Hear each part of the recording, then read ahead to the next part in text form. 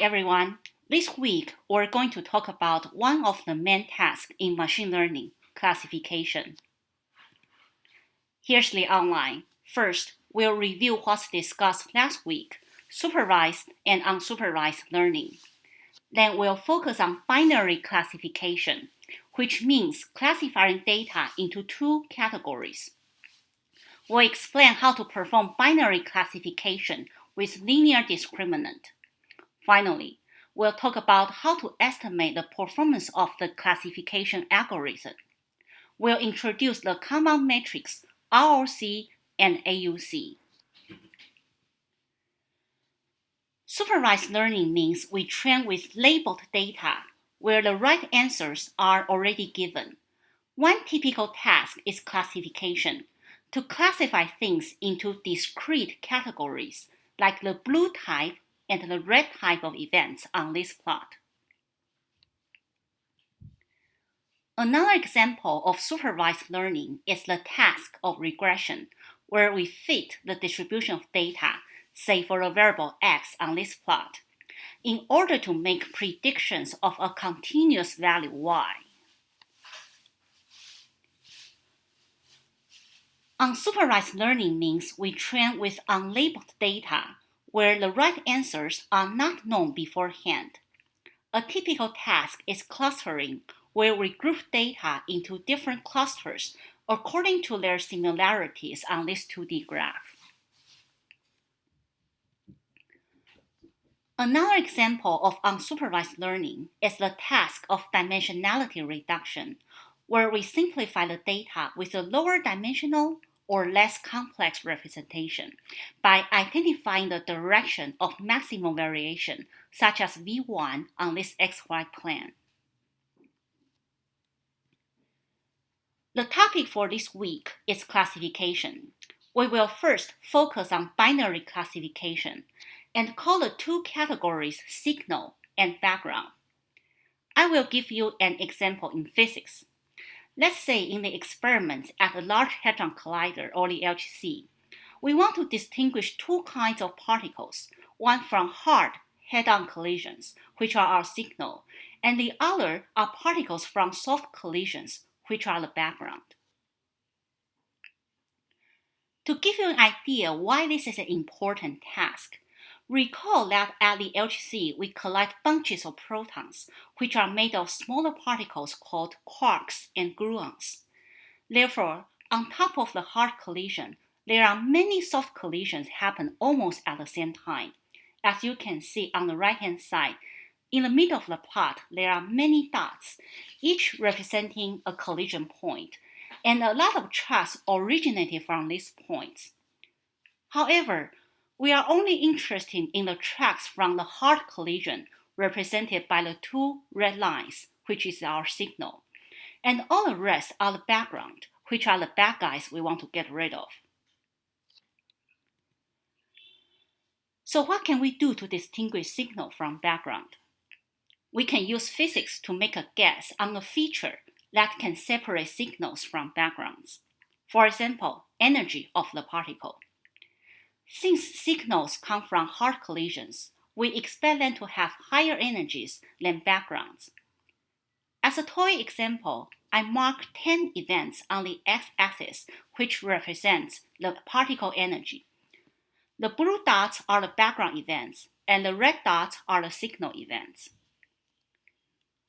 So indeed, on average, signals from hard collisions have higher energies, which means the mean value of energy for signal events, E1, is higher than the mean value for background, E2. Therefore, we can cut down the value of particle energy to distinguish signals from backgrounds. However, there's overlap of signal and background due to their spreads in the energy distribution. So, using the energy to separate signals from backgrounds is okay, but can we do better? We may be able to do a better job by using more information, say the distance between the origin of the particle and the primary vertex, which means the main collision point. Let's call it D. We expect signals have smaller d because they originate from tracks nearer the primary vertex. Let's plot the 10 events on the 2D plane of E and D, and it probably looks like this graph. We want to transform the information on the 2D graph into one number, a one-dimensional variable we can cut on. How do we do that? We do a linear discriminant analysis, or LDA. The idea of LDA is that it finds a new axis, like the thick black line on this graph, and projects all the data points onto this new axis.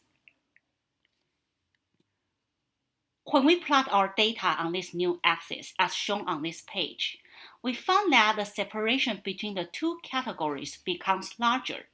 In fact, the new axis maximizes the separation between the two categories when data are projected on it. How does LDA do that? Well, the new axis is created by using optimized weights to combine all the information in order to maximize the distance between the means, which I call it mu's, and minimize the spreads, which I call it covariance or sigma, within each category. Let's take a closer look at how LDA implements the two criteria. We use the Fisher's discriminant, the traditional method to perform an LDA. In general, we can use information from many features, x1, x2, x3, and so on, and combine them into one variable f with appropriate weights, w's. The weights are calculated to maximize the separation s. How do we define the separation s? We first calculate the means of each variable's mu0 and mu1 for the two categories, and the covariance sigma 0 and sigma 1, which are the spreads within each category. And the definition of S is given by the formula shown on this slide, which is basically the distance between the means of the two categories divided by the sum of the covariances within each category. Therefore, when we obtain the weights by maximizing S, we maximize the distance between the means and minimize the covariances within each category. That's how LDA finds the new axis. And it's actually pretty straightforward to implement the calculation in NumPy using the formula given on the previous page. Here are a few lines I copied from an example given by Professor Kaifeng Chen. Or even simpler with scikit-learn, as shown on this slide. You'll learn more about it during the in-class session this week. How does the classifier perform? The LDA maps all the information into one number, or one score. But where should we cut down to separate signals from backgrounds? It's a matter of choice, and the performance of this LDA depends on the cut value we choose. For example, let's call the score from the LDA x. And if we choose to cut down the value x1, meaning events with score x less than x1 are classified or predicted as background, while events with x larger than x1 are predicted as signal. Then we will correctly identify all signal events, but with a false positive, meaning there's one background event wrongly classified as signal. Or we can cut harder using a higher value x2. In this case, we correctly identify all the background events, but with one false negative, a signal event wrongly classified as background. So we do not have perfect 100% signal efficiency, meaning we will lose signal if we use x2 as our cut. One way to quantify the performance of the chosen cut is to construct the corresponding confusion matrix for this cut. A confusion matrix for a binary classifier looks like this. The two horizontal rows represent the prediction made by the classifier. An event will be predicted as either signal or background. The two vertical columns are the actual types of an event, an actual signal or an actual background. There are four possibilities. An actual signal, which is predicted as a signal, that is a true positive. An actual background, which is predicted as a signal, that is false positive. An actual signal, which is predicted as background, a false negative. And an actual background, which is predicted as background, true negative. So we can construct the corresponding confusion matrices for the two choices, x1, x2, and the results look like this.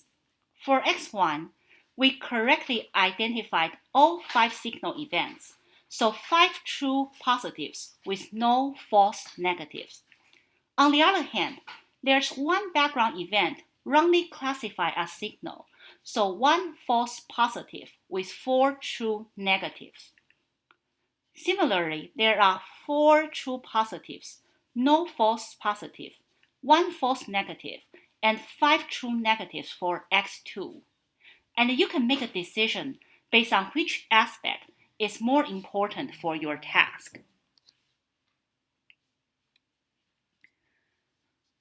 But this will be difficult to compare many confusion matrices if we have a continuous choice of cuts. A good way to summarize all possible confusion matrices is the ROC curve, the ROC curve, the receiver operating characteristic curve. This is a 2D plot like this. The y-axis is the signal efficiency, or true positive rate, which is the number of true positives divided by the number of actual positives in our training sample. This gives you the fraction of signal events that are correctly classified. The x-axis is the background efficiency, or false positive rate, the number of false positives divided by the number of actual negatives. This shows the fraction of background events that are wrongly classified as signals. The ROC curve is made by plotting all possible results of signal and background efficiencies when we change the cut, which results in a curve that illustrates the ability of the binary classifier when the discrimination threshold is varied.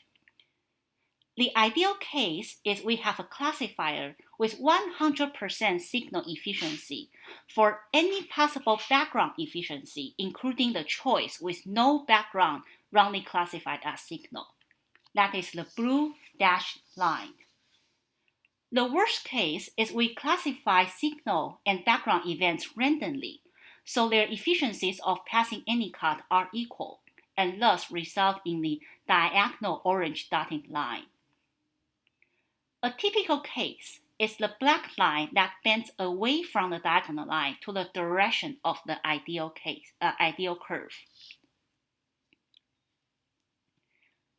The ROC curves can be used to compare 2 or more classifiers. The more it bends away from the diagonal line, the better its performance is.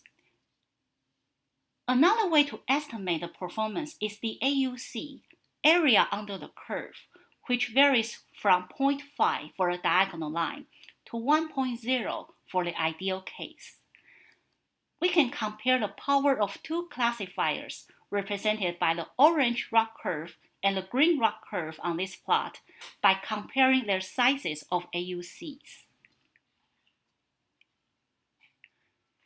To summarize, the linear discriminant analysis LDA projects all the information to a new axis, which maximizes the separation of the 2 categories, so it does a better job than using rectangular cuts on each feature.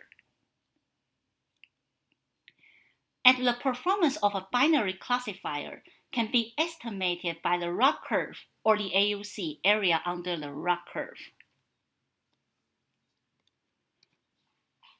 But what if we want to do multi-class classification, like separating the events into 3 types as shown on the upper plot? Or what if the distributions of the features demand a non-linear discriminant as shown on the bottom plot? Then we will need to use more sophisticated algorithms such as support vector machines, SVMs, decision trees, or neural networks. We'll cover that in later videos. That's all for the week. Until next time.